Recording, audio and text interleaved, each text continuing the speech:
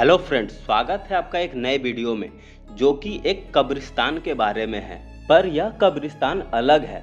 अलग इसलिए क्योंकि इस कब्रिस्तान में जिनके लाशों को दफनाया गया है वो इस देश के नहीं थे। हम बात कर रहे हैं चाइना कब्रिस्तान की। जी हाँ, चाइना कब्रिस्तान के बारे में। और वो कब्रिस्तान चाइना में नहीं बल्कि भारत में है। जी सही सुना आपने, भारत में चाइना कब्रिस्तान। उम्मीद करते हैं कि यह वीडियो आपको पसंद आए और आप इसे ज़्यादा लोगों के साथ शेयर करेंगे। चलिए शुरू करते हैं। यह कब्रिस्तान झारखंड के रामगढ़ शहर में है और झारखंड की राजधानी रांची से करीब 50 किलोमीटर की दूरी पर है।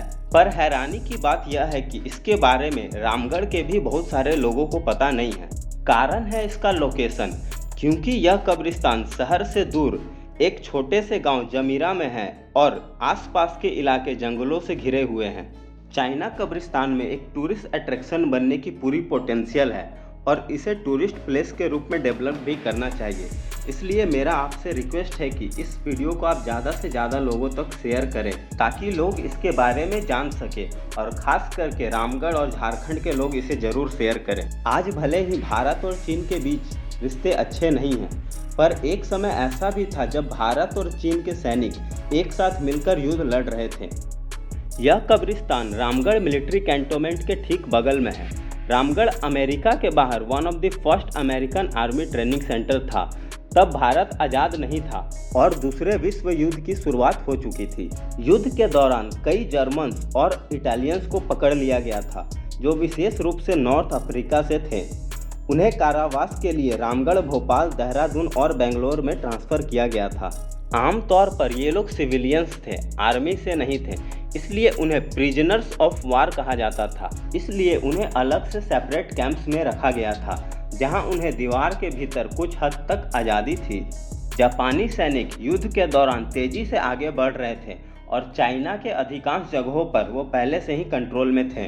बर्मा, जिसे आज हम म्यांमार के नाम से जानते हैं, वो ब्रिटिश के कंट्रोल में था, पर उसे भी उन्होंने तेज़ी से बढ़ते हुए जापानी सेना को खो दिया और मई 1942 तक एलाइड फोर्स बर्मा से पीछे हट गई। जापानियों से लड़ने वाले सैनिकों में मुख्य रूप से चीनी सैनिक शामिल थे। उनके पीछे हटने के दौरान ज़्यादातर चीनी सैनिक चाइना वापस लौट गए और कुछ भारत के असम चले गए। यह सैनिक मुख्य रूप से मेनलैंड चाइना से थे।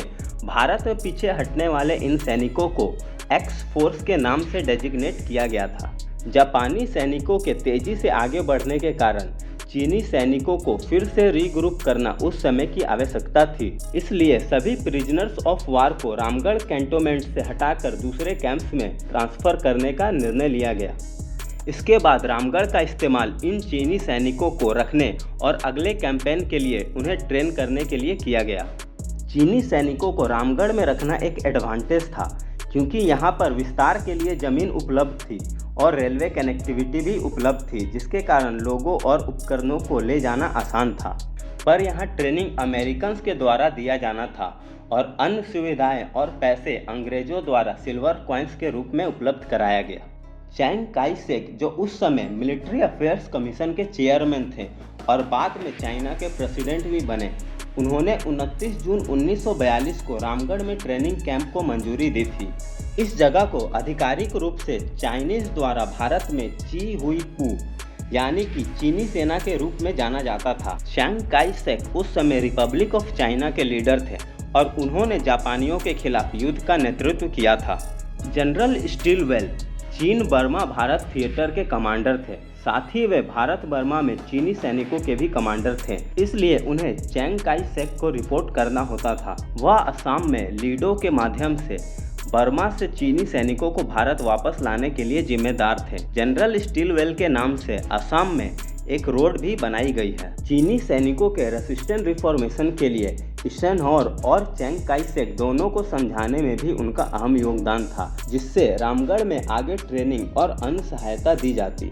जून 1942 तक अमेरिकन ट्रेनर्स रामगढ़ कैंप में पहुंचने लगे थे और जुलाई 1942 तक चीनी सैनिक असम और मणिपुर से रामगढ़ आ गए थे। इसके बाद अगले 2 वर्षों तक अधिक से अधिक चीनी सैनिकों को ट्रेनिंग के लिए रामगढ़ भेजा गया। इस प्रोसेस में 5 डिवीजन्स बनाए गए थे। प्रत्येक डिवीजन में लगभग 15,000 लोग थे, जो टोटल 75,000 तक थे। बहुत सारी नर्सेस जो बर्मा से थी वो भी मेडिकल असिस्टेंस के लिए रामगढ़ पहुंची थी। अमेरिकन्स और चाइनीज के बीच के लैंग्वेज बैरियर के कारण अमेरिकन्स के लिए चीनी सैनिकों को ट्रेन करना काफ़ी मुश्किल था और ज़्यादातर पुरुष जो थे वह पहले से मुख्य रूप से किसान थे। उन्हें ना सिर्फ लड़ना सिखाया जाना था बल्कि शस्त्र चलाना और उनका रख रखाव कैसे करना वो भी सिखाया जाना था। साथ ही जंगलों और पहाड़ों में वॉरफेयर टेक्निक्स के लिए टैक्टिकल ट्रेनिंग भी दिया जाना था।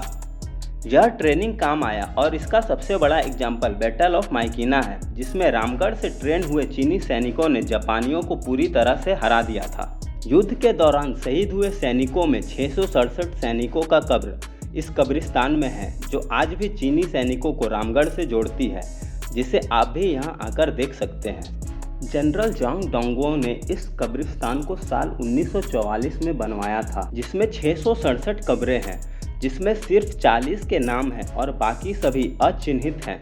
यह सभी चीनी सैनिक 1942 से 1945 के बीच दूसरे विश्व युद्ध के दौरान जापानियों के खिलाफ लड़े थे। यहाँ के कुछ ही कब्रों पर चीनी भाषा में सैनिकों की जानकारी लिखी हुई है और ज़्यादातर कब्रों को अज्ञात योद्धा के रूप में चिन्हित किया गया है। कब्रिस्तान के अंदर घुसते ही आपको चीनी सैनिकों के सम्मान में बनाया गया एक बड़ा स्मारक स्तंभ मिलेगा। कब्रिस्तान के अंदर ही एक मंदिर भी है, जिसे चीनी सैनिकों के सम्मान में बनाया गया है, जिसमें काले पत्थर से बनी भगवान बुद्ध की एक मूर्ति है। अफसोस की बात यह है कि यह भारत में किसी दूसरे देश द्वारा आयोजित विदेशी सैनिकों का शायद सबसे बड़ा ट्रेनिंग कैंप था और भारत ने दूसरे विश्व युद्ध में अपनी भूमिका निभाई थी, पर इसके बारे में किसी को भी जानकारी नहीं है। यहाँ तक कि यहाँ के रहने वाले अधिकतर लोगों को भी इसके बारे में जानकारी नहीं है। इसलिए आपसे रिक्वेस्ट है कि आप इसे ज़्यादा लोगों के साथ शेयर करें, ताकि ज़्यादा से ज़्यादा लोगों को इस ऐतिहासिक जगह के बारे में पता चल सके। आपको यह जानकारी कैसा लगा कमेंट कर ज़रूर बताएं।